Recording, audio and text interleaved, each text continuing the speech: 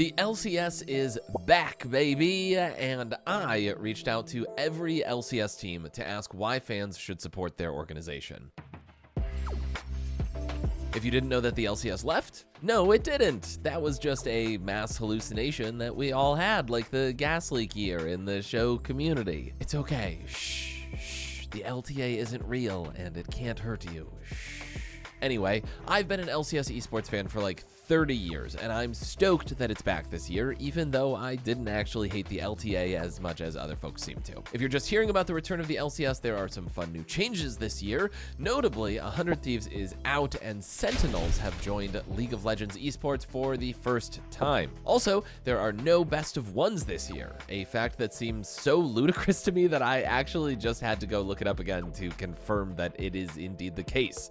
It is wild. So, with all of that in mind, at the beginning of the year, I sent an email to each of the 8 LCS teams, essentially asking them to pitch me their team. I told them I was making a video, this video, where I wanted to showcase each team and give them a chance to convince fans, especially fans that are new to esports or the LCS, on why they should support their team. I had this vision that this video could be a one-stop shop for people who are interested in the LCS to pick a team to root for. I think I remember a Reddit post back in the day where someone did something like this, and I thought the rebirth of the LCS was a good time to bring it back. Personally, I just love the LCS and League esports so much, and I just want more people to watch and talk about the LCS with me. So I was stoked for a chance to potentially get more people involved and excited. So off I set on my quest to show the best parts of the LCS. After quite a bit of digging, I found email addresses for every org that I had some amount of confidence would get checked. And side note, if you run a website and you put a contact form on your website that goes to an email that doesn't get checked,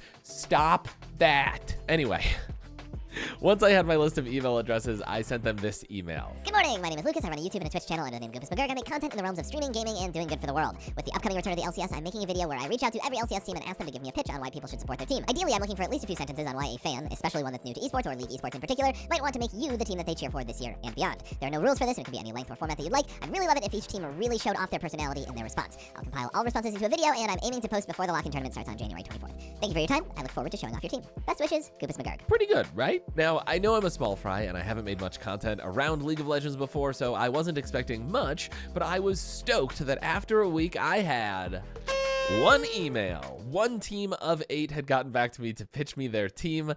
Honestly, one team getting back to me was kind of the minimum for me to be able to make this video, so let's go.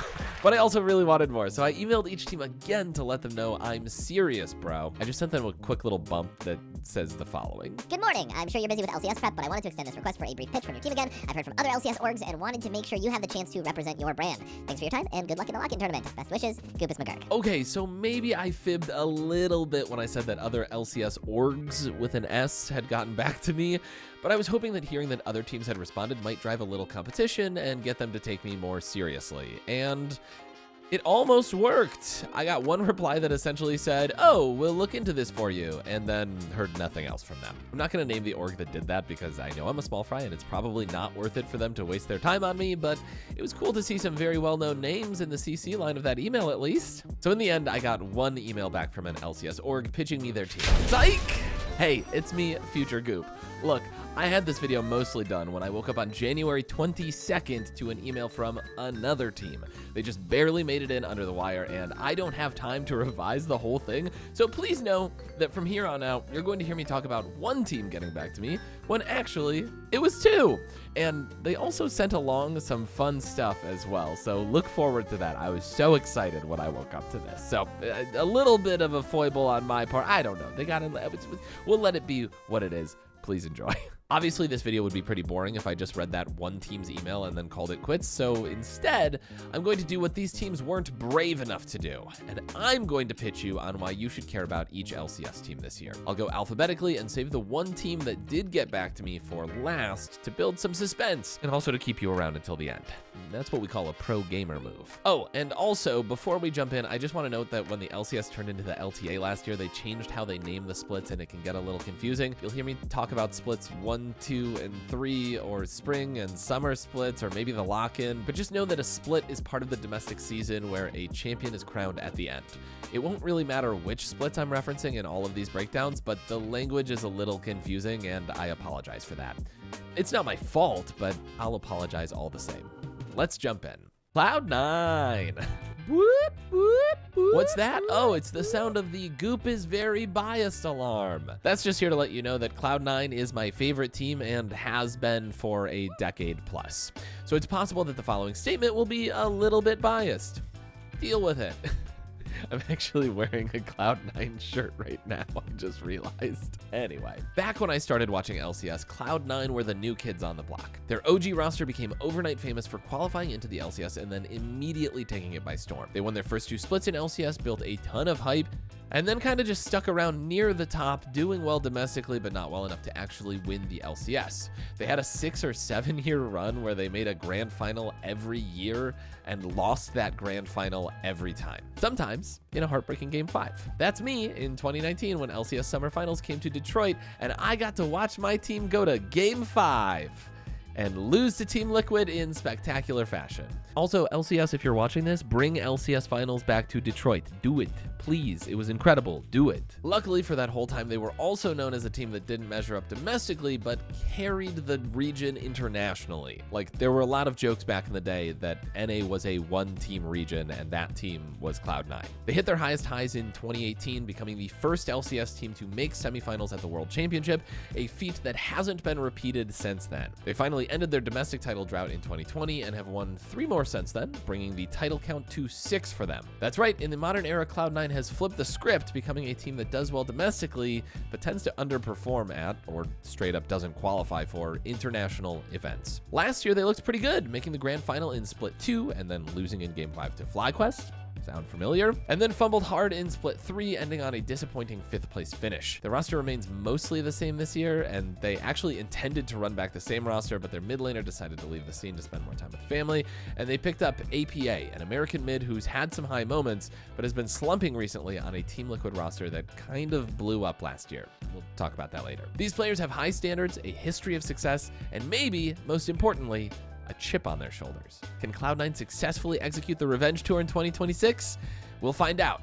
If that sounds good to you, root for Cloud9 this year. Dignitas. Dignitas is another storied LCS organization, but for different reasons than Cloud9. They've never won an LCS title, but have produced some of the most iconic League of Legends personalities in LCS history, including I'm a Cutie Pie, Scarra, Voyboy, Kiwi Kid, I Will Dominate, and Jat, the caster and analyst. Back in the day, they were known most famously for throwing around major objectives like Baron Nashor, and recently they've been known more for a rotating cast of players, and especially for picking up veteran players that haven't been able to find a home elsewhere in hopes that they can make some magic happen. Unfortunately, they've been a pretty perennial bottom half team, though they've definitely seen some flashes of greatness. This year, they've once again rotated their roster, keeping just 1 player from last year in Photon, 2 returning players in XU and Ignar, and 2 of those aforementioned hopeful veterans in Palafox and FBI. These players have each seen success elsewhere, and looking at the roster, I think, wow, if these guys can find synergy and play on the same page, they could really go far. Personally, I really like Palafox, Ignar, and FBI, and I hope they can really do some damage this year. If you're looking to root for an underdog team that has potential but will only really succeed if they truly find the power of friendship and teamwork, Dignitas is your team. Disguised. Disguised is the team for memers, dreamers, and hopeful optimists. They're one of the newest teams in the LCS, and they flew into the league on the scrappy underdog ticket. Last year, the LTA added 1 slot to the league that goes to a promotional team. That is 1 team that plays through the challenger scene, the minor league circuit, and wins their way into the LCS for a chance against the big leaguers. This year, they've successfully defended their spot and are now in their 2nd year in the league. This team was spun up by famed streamer and content machine Disguised Toast, and he's been very engaged with the league and very transparent about what it's like to own and operate an esports team. Last year, Disguised struggled for the majority of the year, but seemingly turned it on at the very end, showing some real promise before being knocked out in a close match to Cloud9, who is expected to beat them handily. This year, Disguised has done a big roster shuffle, keeping their identity intact and picking up a group of players who are relatively new to LCS or have mostly operated in the challenger circuit. circuits in the past. Where Dignitas is the underdog team of veterans trying to prove they've still got it, Disguised is the underdog team of up-and-comers trying to prove they've got what it takes, which also tracks with their owner being an independent trying to break into the scene without the huge corporate support that other teams have. If you want to see the little guy succeed, DSG is the team for you. FlyQuest. FlyQuest is a fascinating team to follow this year. To give you some history, FlyQuest came into the LCS years ago and really struggled to find their identity as a brand. They were a weird airplane thing for a while, and then they were mostly known for being the Snickers team, but when they finally found their angle, they really blew up. They positioned themselves as the good guy team, promising to donate to different charity organizations that benefited the planet each year, giving money based on things like how many ocean drakes were taken each game. They've been a little less forward with these initiatives the last couple of years, but most of us still think of them as the eco-conscious team. Last year, they were absolutely the team to beat. They won 2 out of the 3 splits and were positioning themselves for a solid Worlds run, especially after taking Gen G to Game 5 in the 2024 quarterfinals at Worlds. They were running their roster back, and everyone was convinced that they could really go the distance, flaunting MVP jungler Inspired, who really looked like the best player in Western League of Legends last year, and sweeping the LTA North All-Pro team. Unfortunately, they ran into some drama that we don't have time to get into today with their top laner at the end of the domestic playoffs, and then really just fell apart at Worlds. What was supposed to be a top 8 team didn't make it out of the Swiss stage and lost their final series in really rough fashion. This year, they're back with only 2 of their former players, Masu at ADC and Quid in the mid lane, as well as 3 young players who are, for the most part, new to the Tier 1 scene. They're the youngest team in the league by player age, and everyone is waiting to see if they can still play to the level that they had last year. If you're looking to back a babyface team with lots of potential, FlyQuest is for you. I think most of us are expecting them to have some growing pains, but we're hopeful to see where their ceiling actually is. LYON. LYON is the team that everyone really has their eye on this year. As an organization, they're extremely new to the league, coming into it just last year as Riot Games made a bunch of changes to how the league ecosystem runs in North, South, and Latin America. The long and short of it is that they folded the league that existed for Latin America and gave 1 LATAM team each to the North and South leagues. CBLOL, the Brazilian league that now encompasses all of South America, got Leviathan, and the Northern League, now the LCS, got LYON. They were born out of a merger of LATAM fan favorites 6 Karma and Rainbow 7. Oh my god, how did I only just realize? Anyway, LYON came onto the scene and struggled last year, winning fewer than 10 games all year long. Everyone had pretty much written them off as a team. And then the offseason happened. LYON kept their star mid laner Saint, who was really a bright light on a rocky team for them, and threw out the rest. They picked up Berserker, a former Cloud9 ADC known for flashy plays and aggressive gameplay, and they picked up Isles, a support player that's bounced around, but that I personally think is pretty underrated. And, oh yeah, you remember Inspired, that MVP jungler I mentioned in the FlyQuest segment? He's on LYON now too. On top of that, they faked us out and last second swapped their previous top laner with Dokla, a fan favorite player who's known for being an excellent team player, a weak side superstar, and an all-around nice guy. LYON somehow went from some of the lowest expectations in the LCS to the highest overnight. If you're a fan of big, bold roster moves with a bit of Latin American flair, LYON is the team for you. Sentinels. Move out of the way, Joey, Jonathan, Donnie, Danny, and Jordan, because Sentinels are the new kids on the block. Honestly, I don't know if anyone who watches this video will be old enough to understand that reference, but if you are, gold freaking star, and make sure you take your medications today and do your stretches. Really, it's important, okay? The 2026 lock-in tournament will technically be Sentinels' first split in the LCS after joining the league in the offseason and replacing 100 Thieves,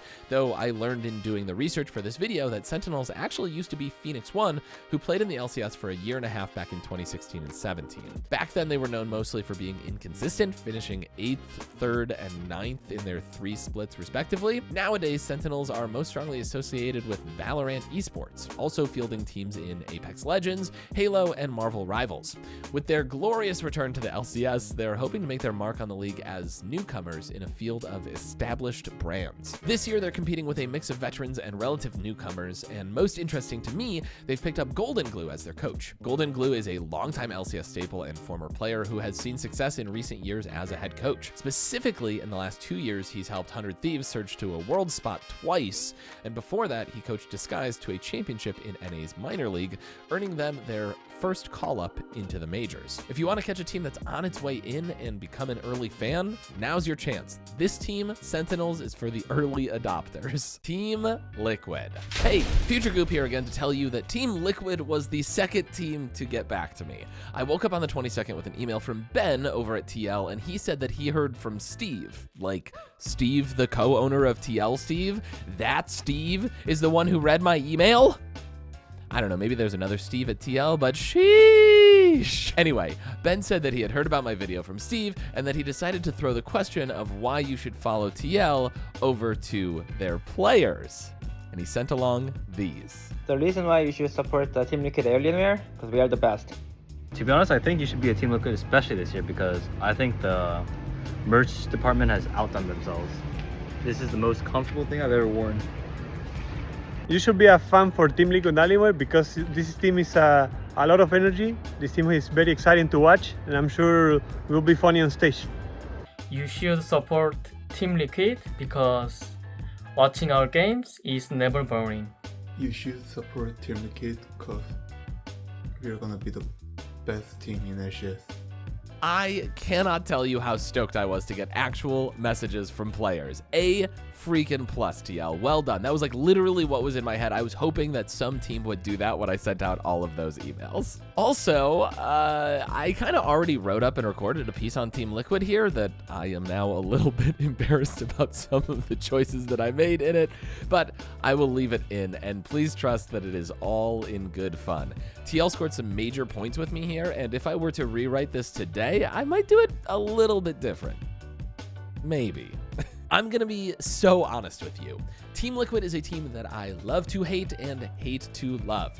They're perennial contenders. They fielded some of the best teams North America has ever seen. They've won 5 titles and are the only team to win back-to-back titles. Yeah, they won 4 domestic titles in a row. Why is that funny?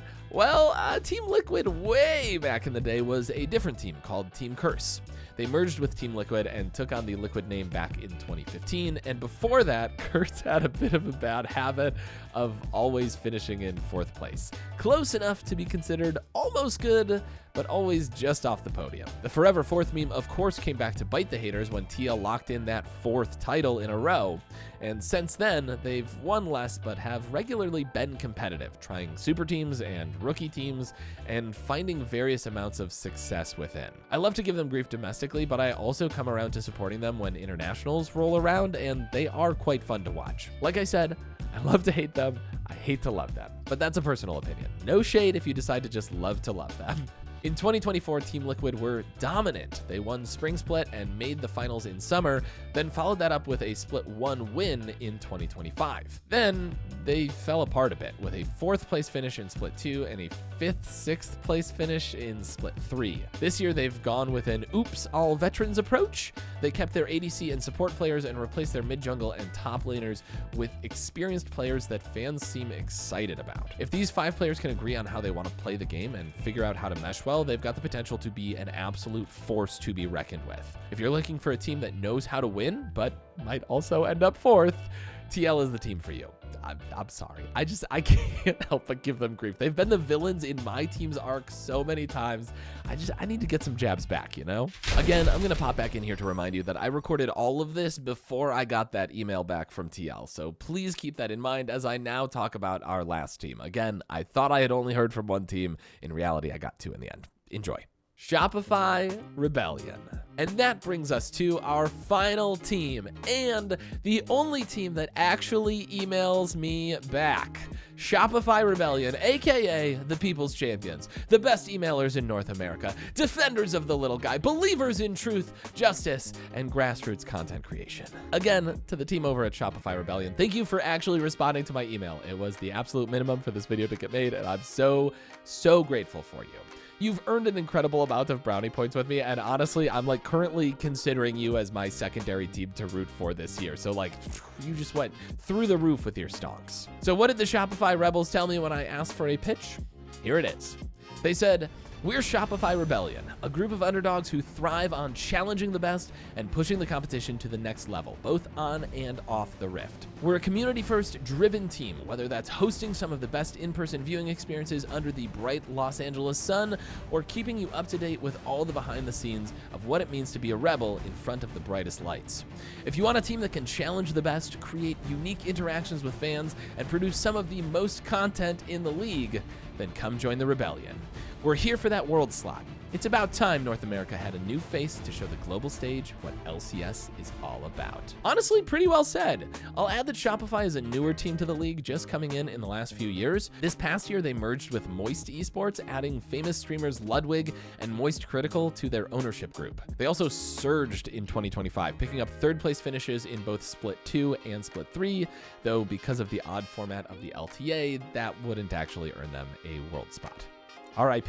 This year, they've kept their roster mostly the same, just swapping out their mid laner for Zinni, one of the top prospects from the Korean minor league. In a league where most teams have swapped out 3 or more players this year, it feels like keeping the majority of your roster should be a huge edge, especially when you were doing well at the end of last year. If you're looking to support a team with a lot of flair and energy, and also the only team that's willing to answer an email from a schmuck like me, Shopify Rebellion is the one to get behind. So, what have we learned? Well, there's a reason to support literally every team this year. Some of them are fresh faces with unknown potential, and some of them are veteran-stacked powerhouses that are looking for someone to challenge them. Whoever you choose to support, this year of LCS is shaping up to be a banger, and I'm hoping you tune in to see some of it. Not because they're paying me to hype them up, they're not, though if you work for the LCS and you'd like to chat, call me.